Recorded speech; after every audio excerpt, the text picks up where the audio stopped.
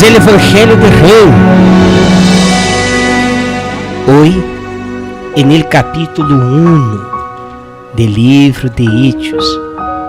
El libro de Hechos de los Apóstoles es el relato de apóstoles, discípulos y personas que se convertiram ao Evangelho do Senhor Jesus e começaram a viver em um mundo disparejo, em um mundo de cabeça, como ele mesmo que vivimos hoje. Assim eram os tempos de los discípulos. E eles agora vão viver Evangelho, não? Jesus ha ressuscitado, ascendiu ao cielo e deixou a ordem de amar uns a los outros. Ou seja, quem quer amar a Deus, a Jesus, ame ao próximo. Viste o sapato do próximo. Isso é viver Evangelho. De aí parte todo, amigos. Em donde começa o Evangelho e em donde termina o Evangelho. O Evangelho começa en el amor al prójimo, ou seja, vestir o sapato de la outra pessoa. E em donde termina o Evangelho, termina em vestir o sapato del prójimo. Está bem? Então, agora vamos a ver de aqui em adelante Lucas. Sim, o evangelista Lucas é o que relata o livro de Hechos.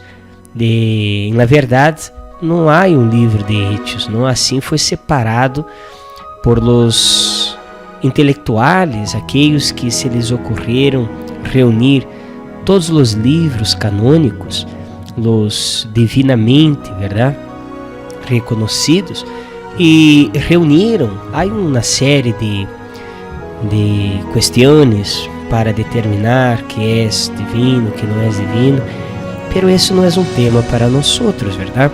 Isso é um tema mais teológico. Nós não estamos preocupados com a teologia. O que nós hacemos é dar dados históricos. Então, há muitos anos, bastante, é a verdade, se decidiu reunir todos os livros em um solo livro, chamando assim o livro sagrado ou a Bíblia. Não? Pero o livro de Lucas, ele era composto e é composto por la união del Evangelho e dividido em hechos. A la verdade, o livro de Lucas deveria ser desde o capítulo 1 até o último capítulo de Hechos. Era um solo livro.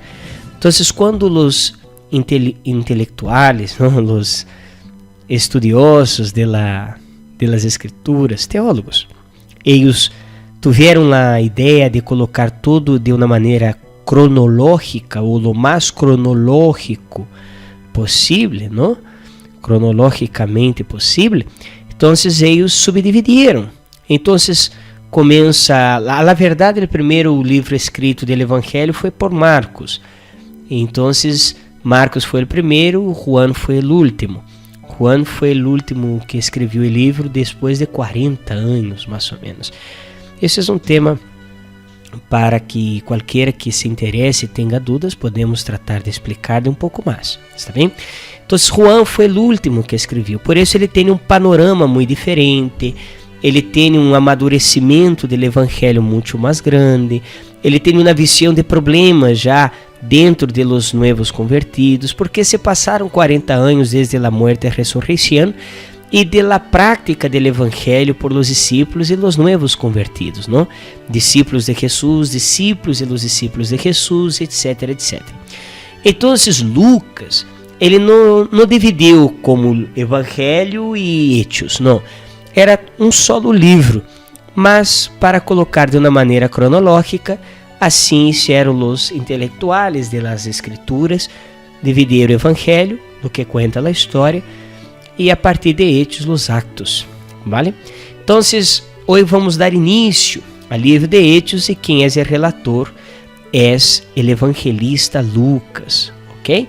Então, ele sigue assim: querido Teófilo, em meu primeiro livro, o Evangelho de Lucas, me ocupei de lo que hizo e ensinou Jesus desde seus começos hasta el dia que subiu ao cielo.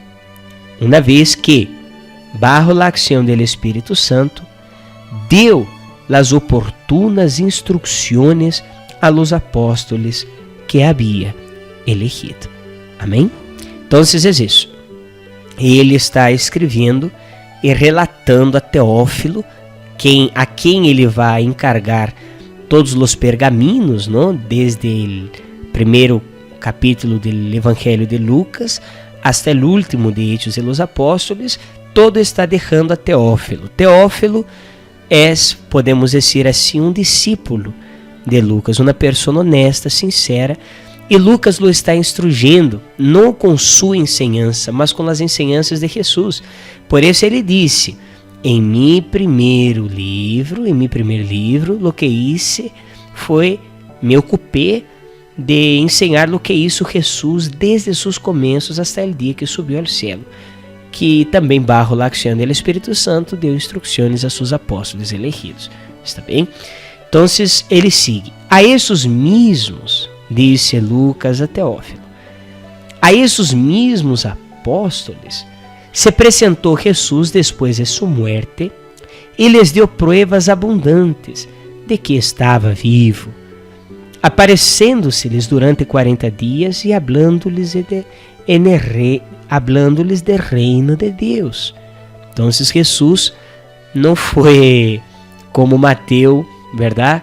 Declara a mentira de los fariseus. Jesus não foi roubado, seu corpo não foi roubado por los apóstolos, não. Porque ele disse isso a Teófilo? Exacto por lo que disse Mateus, porque lo que se predicava por parte de los fariseus ou de la religião judaica, não, que era a predominante em aqueles dias, era que Jesus não havia ressuscitado coisa nenhuma, mas os apóstolos haviam sido roubados. Lo havia roubado seu corpo, não? Para falsificar, forjar uma mentira de uma ressurreição. Então, Lucas deixa claro: mira, Jesus apareceu a seus apóstolos com provas abundantes de que estava vivo.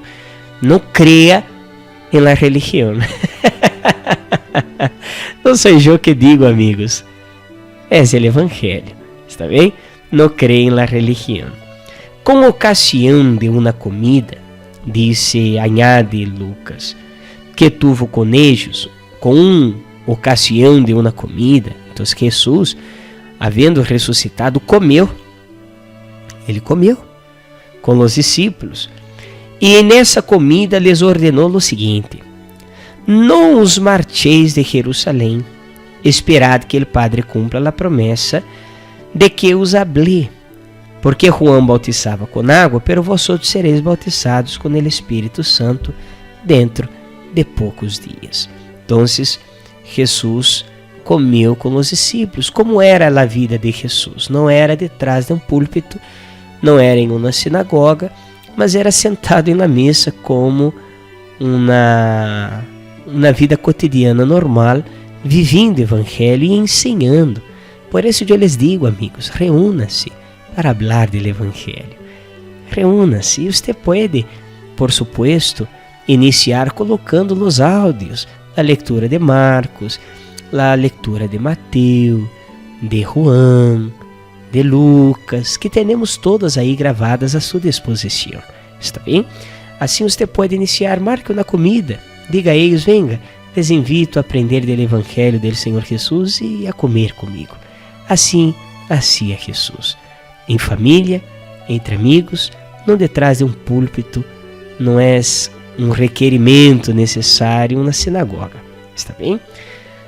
Los que lo acompanhavam, los que estavam sentados comendo al escuchar de la promessa del Espírito Santo, le perguntaram: Senhor, vas a restabelecer agora o reino de Israel?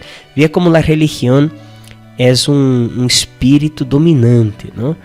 Por que perguntavam os apóstolos sobre a restauração, não? E restabelecer o reino de Israel, ou seja, entregar o poder a Israel?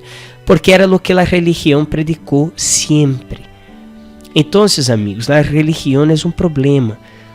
Ela entra de uma maneira como os zorrillos que disse a parábola e vai tomando conta da pessoa hasta que ela não se dá conta e tudo está danhado.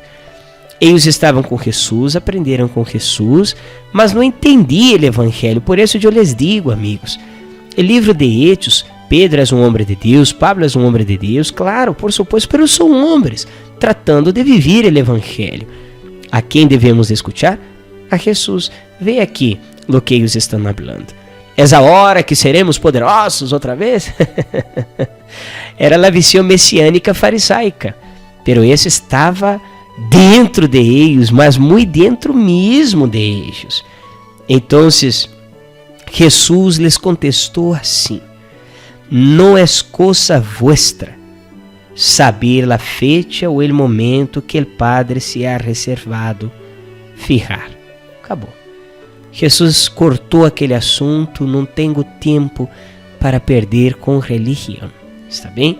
Nem com religião, nem com falácias religiosas, nem com invenções farisaicas. Jesus sabe que o tempo dele é precioso porque vai ascender ao céu. Então ele não vai perder tempo com isso, não vai explicar. Não discutirei religião com vocês. Não perda seu tempo com isso, não estou para isso, não quero saber de isso. Se vocês querem crer na religião, pois creia, eu não perderei meu tempo. Mais ou menos isso. Está bem? Vosotros recebereis a força do Espírito Santo, que descenderá sobre vosotros, e os capacitará para que deis testemunho de mim em Jerusalém, ou seja, para que vivam o evangelho que eu lhes ensinei aqui em Jerusalém. Mas não só aqui, mas em toda a Judéia, em Samaria e hasta o último rincón de la terra. Por isso, amigos, nosso desejo é ir de em uno, de dos em dos, de três em três, hasta o último rincón de la terra. Jesus disse: não perda tempo com religião. Ustedes se preocupem com essa força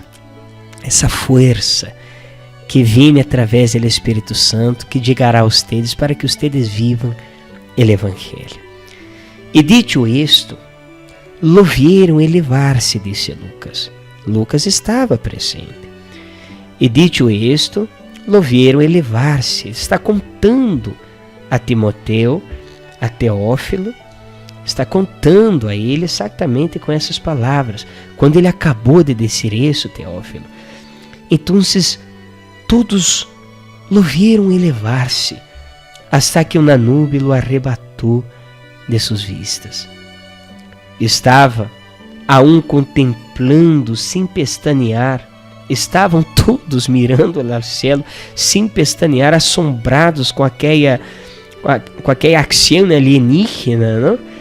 Como se alejava Jesus no céu, quando dois personagens vestidos de branco se apresentaram ante eles. Eles disseram: Galileus, que hacéis aí plantados como tontos mirando ao céu? Estade seguros de que o mesmo Jesus que ha sido arrebatado de junto a vosotros para subir ao céu, igual que lo habéis visto ir ao céu, volverá. Lucas disse, quando eles estavam mirando, atontados ao céu, de repente um susto, dois varões se apresentam ao lado e hablando assim, deve de haver sido um espanto. Ai, que el alma salió del cuerpo e se le volvió em seguida, verdade? Com essa riqueza de detalhes que relata Lucas, a ascensão e a presença de ángeles. Aqui não disse ángeles, disse se apresentaram dois personagens. Se supõe, verdade, que sim, eram ángeles. Regressaram então a Jerusalém quando foram assim repreendidos, não? Por los ángeles ou esses dois personagens. Então eles fizeram o que Jesus disse, regressaram a Jerusalém desde o Monte de los Olivos. Foi aí onde tudo sucedeu, lugar cercano a la ciudad, de la que distava o trajeto que se permitia recorrer sábado, a lei judaica. Quando se permitia recorrer sábado? Sabem? Quando chegaram, subiram então ao piso em que se alojavam. Eram Pedro, Juan, Tiago, Andrés, Felipe, Tomás, Bartolomé, Mateus, Santiago, Felipe, Tomás, Bartolomé, né? Mateus, Santiago, hijo de Alfeu, Simón, el Celota e Judas, hijo de Santiago. Todos esses, junto com as mulheres, com Maria, a madre de Jesus, e com os hermanos de este, oravam constantemente em íntima harmonia. Então, eles se quedaram juntos como uma família, uma comunidade do Senhor Jesus, ou seja, que creem em Jesus e que vivem o Evangelho. Então, eles permaneceram juntos, não? Todos aqueles dias, aqueles momentos, para fortalecer-se um a los outros. Pero não eram na igreja, porque a igreja somos nós outros. E não era um templo, porque templo é religião.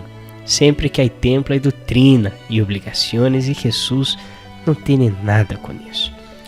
Então, aí oravam constantemente em íntima harmonia, estão começando a viver o Evangelho de Jesus. Eles viviam com Jesus.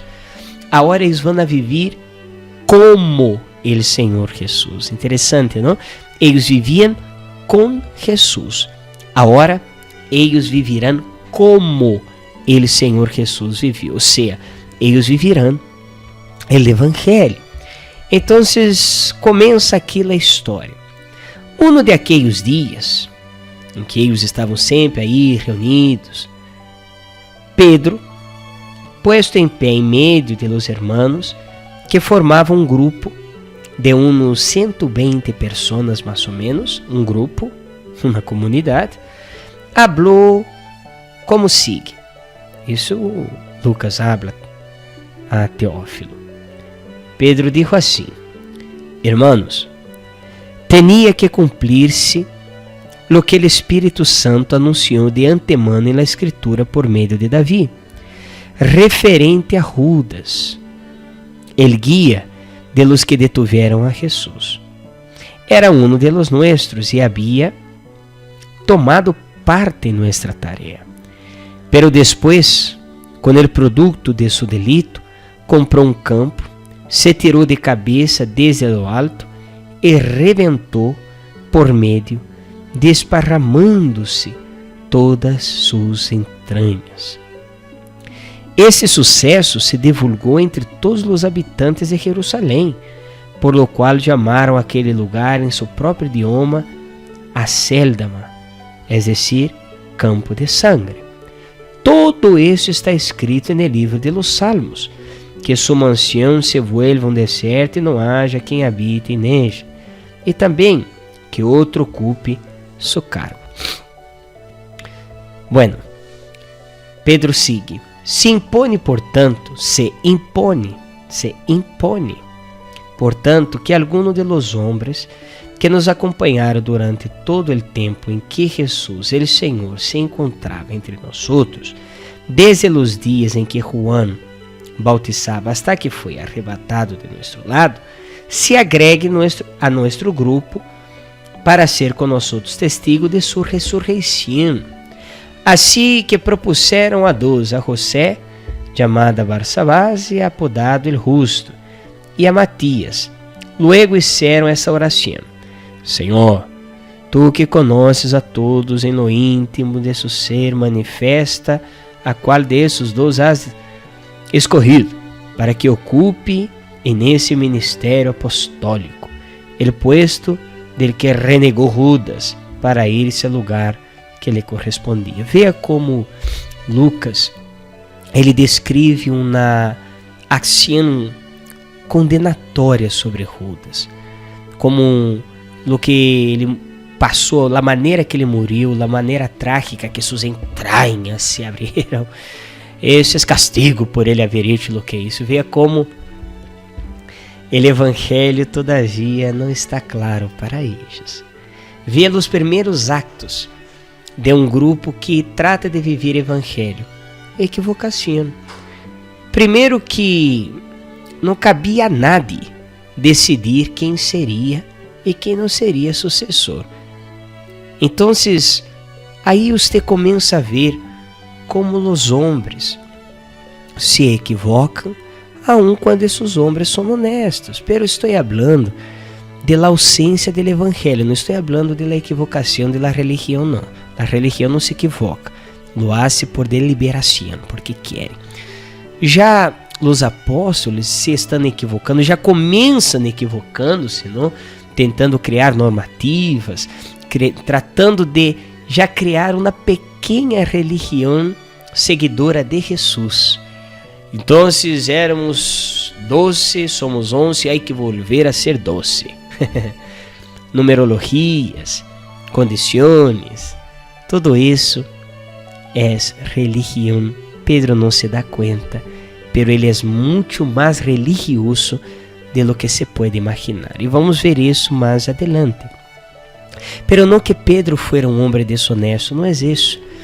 É que o evangelho necessita entender-se, amadurecer de uma maneira muito grande dentro de nós para que podamos então, ao compreender, vivê-lo. Pero por que estou falando isso? Para que você veja, amigos, veja que o livro de Hechos não é como o evangelho de Jesus. O evangelho do Senhor Jesus é mandamento, mas o livro de Hechos são homens tratando de viver o evangelho, ou seja, como Jesus viveu. E já vemos uma primeira equivocação.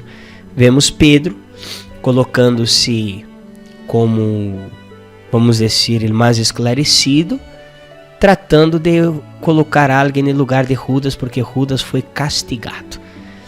E que hicieron eles? Então, eligiram, verdade? Eles eligiram a 2, não foi Deus, foram eles que eligiram, e luego hicieron a oração, porque é assim que funciona. Nós outros elegimos, pero oramos para fingir que foi Deus que vai elegir. E pediram a Deus que hablara, não? Mas Deus não falou nada, porque Deus não tem nada com isso. Então, a continuação, depois da oração, sem resposta, que hicieron eles? Mi mamá mandou elegir este de aqui, pero como soy testarudo, eu elegi este de aqui. Hicieron suerte, amigos. Echaram suerte. Via se Deus tem algo com isso. Echaram suertes. E a suerte, como a alguém há que tocar, cayó a Matías, quem foi agregado ao grupo de los outros 11 apóstolos. Então, aqui está a primeira ação mais religiosa e menos evangelho que se pode imaginar. Aí você dirá, pero pastor Fábio, não está sendo você muito duro? Amigos, o evangelho não é condenatório.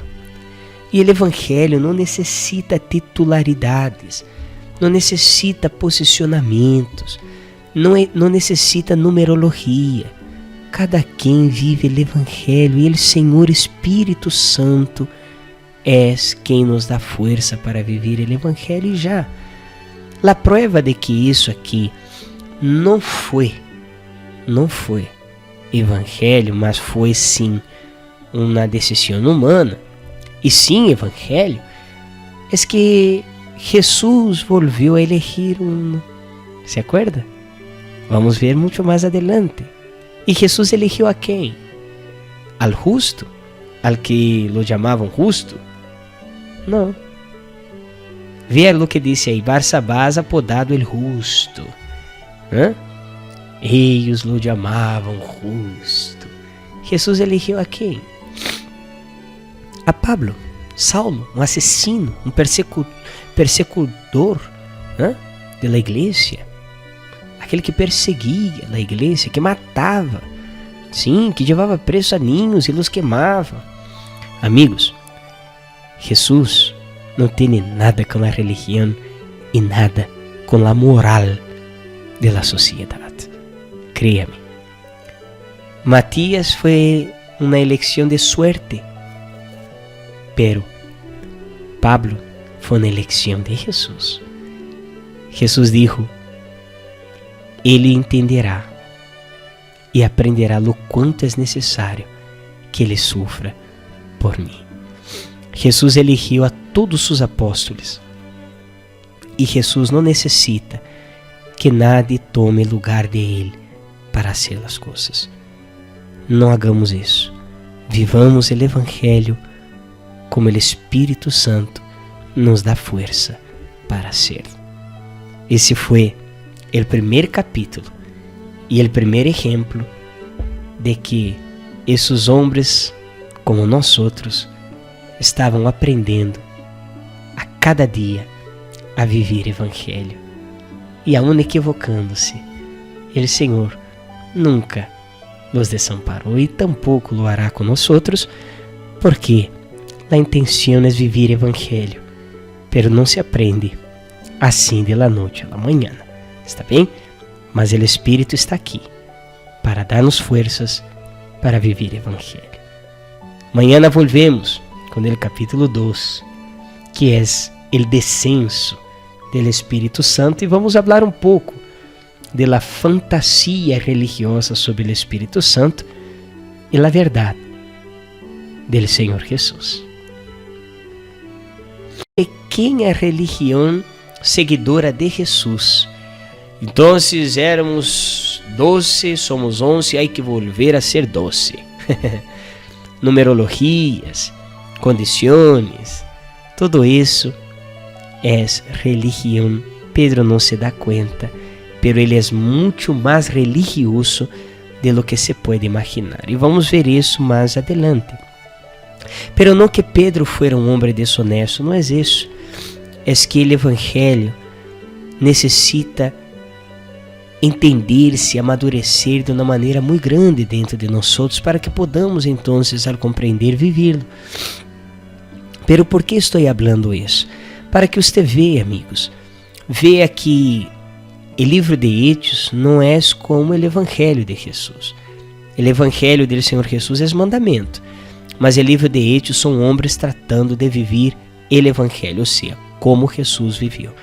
E já vemos uma primeira equivocação.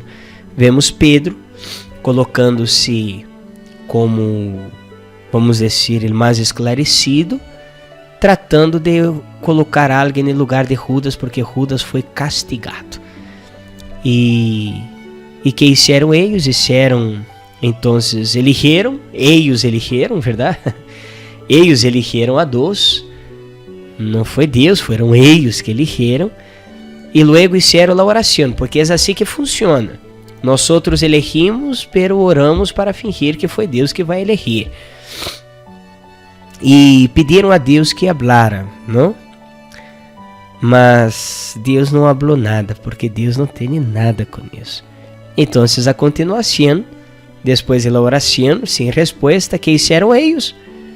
Mi mamá mandou elegir este de aqui, pero como soy testarudo, eu elegi este de aqui. Hicieron suerte, amigos. Echaram suerte. Via se Deus tem algo com isso. Echaram suertes.